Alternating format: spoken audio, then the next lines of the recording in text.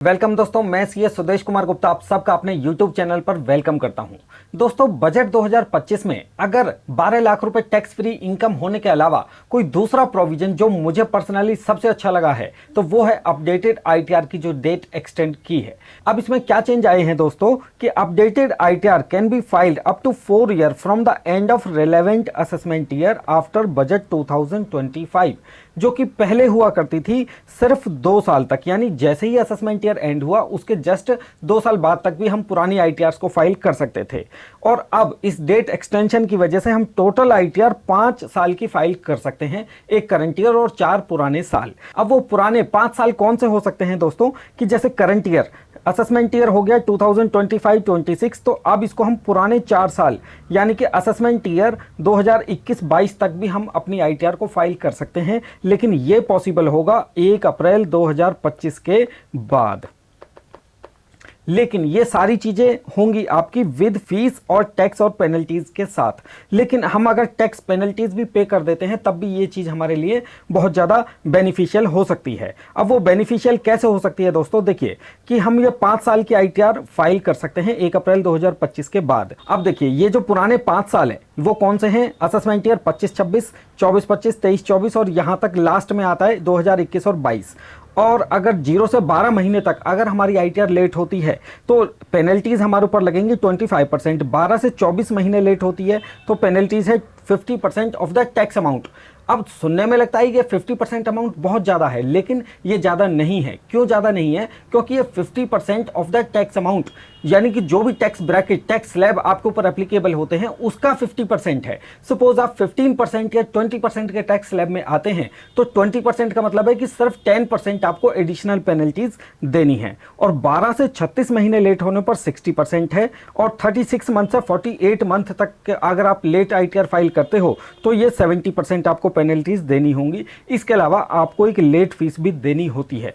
वो क्या है यहाँ पर, ये आपकी इनकम के अकॉर्डिंग वेरी करती रहती है इधर। लेकिन ये इंटरेस्ट, लेट फीस या पेनल्टीज देने के बाद भी ये बहुत ज़्यादा बेनिफिशियल है। अब ये बेनिफिशियल किस तरीके से है, क्योंकि अपडेटेड आईटीआर के अंदर आपको एक ऑप्शन मिल जाता है to declare your undisclosed income या फिर कोई दूसरी इनकम है, और वो भी बहुत कम रेट ऑफ टैक्सेस के ऊपर। अब इस बेनिफिट को हम किस तरीके से एनालाइज करेंगे, इसको हम कुछ नंबर्स के साथ एनालाइज करते हैं। सपोज आपकी नॉर्मल इनकम है 15 लाख रुपए। अब इसके ऊपर अगर आपकी आईटीआर लेट नहीं होती है तो जनरली आपको टैक्स पे करना पड़ता है 70,000 रुपीज। ये जितनी भी कैलकुलेशन है ये सारी डम्मी कैलकुलेशन है और मैंने एक अंदाजे से यहाँ पे ली हुई है। एक्चुअल जो कैलकुलेशन है वो इसे थोड़ा बहुत ऊपर नीचे हो सकता है। अब अगर आप टाइम पे आईटीआर फाइल कर देते हो तो आपके ऊपर कोई पेनल्टीज नहीं लगती है। एजुकेशन सेस आपको नॉर्मल देना ही देना है किसी भी केस के अंदर, बेशक आप लेट करें या ना करें, ये आपको लगना ही लगना है। अगर आप टाइम पे आईटीआर फाइल करते हैं तो कोई भी आपको लेट फीस नहीं देनी है, और लेट इंटरेस्ट आपको देना हो सकता है क्योंकि ये लेट पेमेंट ऑफ टैक्सेस के ऊपर होता है, क्योंकि एडवांस टैक्स अगर आपने पे नहीं किया है तब आपको ये इंटरेस्ट भी देना होता है। अब मान लीजिए कि आपने आईटीआर फाइल नहीं किया और अब आप अपडेटेड आईटीआर फाइल करते हो तो आपको क्या देना होगा। देखिए ये आपको पहले भी देना हो रहा था, अब यहां भी देना पड़ेगा। ये एडिशनल टैक्स है जो आपको एक्स्ट्रा देना पड़ेगा 17,500। 4% का जो एजुकेशन सेस है ये पहले भी था और अभी भी है, लेकिन अभी थोड़ा सा यहाँ पे बढ़ जाता है। लेट फीस ऑफ आईटीआर ये आपको एक्स्ट्रा देनी पड़ेगी। तो एक्स्ट्रा क्या आपको देना पड़ा, एक यहाँ पे 5,000 रुपये देना पड़ा, एक ये एडिशनल टैक्स आपको देना पड़ा, थोड़ा सा अमाउंट आपको यहाँ पे एक्स्ट्रा देना पड़ा। इसके अलावा जो लेट पेमेंट इंटरेस्ट है, क्योंकि ये 70,000 रुपीज़ के ऊपर यहाँ पर आपका 3,000 रुपये का इंटरेस्ट बन रहा था, तो यहाँ पर जो इंटरेस्ट बनेगा वो 70,000 प्लस 17,500 जो ये वाला है, इस दोनों को टोटल करके जो अमाउंट बनेगी उसके ऊपर ये इंटरेस्ट बनेगा। थोड़ा सा ज़्यादा बन सकता है। तो यानी हम टोटल अमाउंट देखें तो यहाँ पे आपका बन रहा था 75,800 और यहाँ पे बनता है 1,02,000 रुपीज़, यानी कि मोर और लेस आपको यहाँ पर लगभग 26,000 रुपीज़ का एडिशनल टैक्सेस पे करने पड़ते हैं। लेकिन इसकी वजह से आप काफ़ी ज़्यादा सेफ हो जाते हो।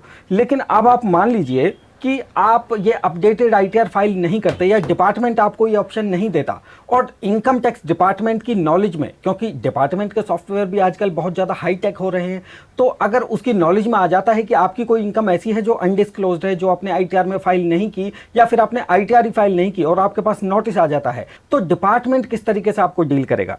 देखिए यहाँ पर हमने प्रीवियस स्लाइड के अंदर देखा था कि 1,02,000 रुपये टैक्स बन रहा है, लेकिन अगर डिपार्टमेंट का नोटिस आ जाता है तो वो क्या करेगा, ये 70,000 तो आपसे टैक्स लेगा ही लेगा, लेकिन ये जो एडिशनल टैक्स है ये वाला, इसको वो 200% तक आपके ऊपर पेनल्टीज लगा सकता है।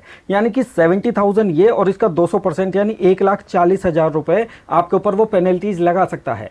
अब 1,40,000 रुपये पेनल्टीज और 70,000 रुपीज़ का ओरिजिनल टैक्स 2,10,000। इस 2,10,000 रुपये के ऊपर आपको इंटरेस्ट भी ज़्यादा पे करना पड़ेगा, एजुकेशन सेस भी आपको ज़्यादा पे करना पड़ेगा। रही बात पेनल्टीज की, पेनल्टीज तो फिक्स ही है 1,000 या 5,000 depending upon the your income. तो अब ये पॉइंट मुझे किस लिए बेनिफिशियल लगता है, क्योंकि अगर डिपार्टमेंट का नोटिस आ गया तो आपको लगभग 2.5 लाख रुपए पे करना पड़ेगा, लेकिन उसके नोटिस आने से पहले अगर आप खुद ही अपनी इनकम सही डिक्लेयर कर देते हैं तो आपको सिर्फ 1,02,000 रुपये टैक्स पे करना पड़ेगा, जो कि नॉर्मल केस में पे करना पड़ होता था आपको 75,800। तो इसलिए मुझे ये पॉइंट या अपडेटेड आईटीआर का जो प्रोविजन है बहुत ज़्यादा बेनिफिशियल लगता है। लेकिन अपडेटेड आईटीआर को फाइल करने के लिए डिपार्टमेंट ने कुछ कंडीशंस दी हुई हैं। कंडीशन क्या है, अपडेटेड आईटीआर के अंदर आप रिफंड क्लेम नहीं कर सकते। सपोज आपका कोई टीडीएस भी हुआ है तो वो आपको वापस नहीं मिलेगा, वो आपको अपनी इनकम में एडजस्ट करना पड़ेगा या फिर छोड़ना पड़ेगा। नेक्स्ट क्या है कि कोई भी इनकम रिडक्शन नहीं हो सकती।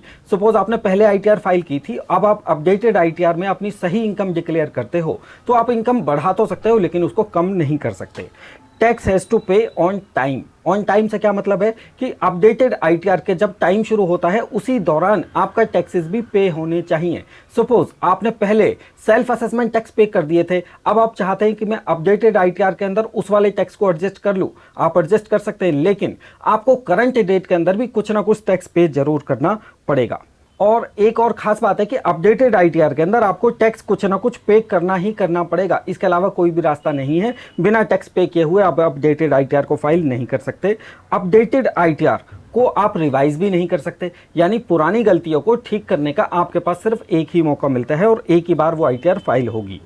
स्क्रूटनी नोटिस, अगर सेक्शन 148 का या 143 सबसेक्शन 2 का स्क्रूटनी नोटिस आपके पास आ जाता है तब आप अपडेटेड आईटीआर को फाइल नहीं कर सकते। उसके बाद डिपार्टमेंट ही आपको बताएगा कि किस तरीके से आपको क्या पेनल्टीज देनी है और किस तरीके से आपको आईटीआर फाइल करनी है।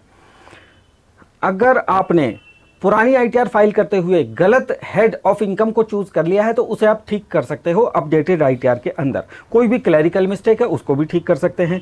इनकम नॉट डिक्लेयर्ड करेक्टली, यानी पुरानी कोई इनकम आपने गलत डिक्लेयर कर दी, सपोज 10,000 थी लेकिन आपने 20,000 कर दिया, 20,000 की जगह 10,000 रुपये कर दी, तो इसको आप बढ़ा के अपनी इनकम को सही कर सकते हो।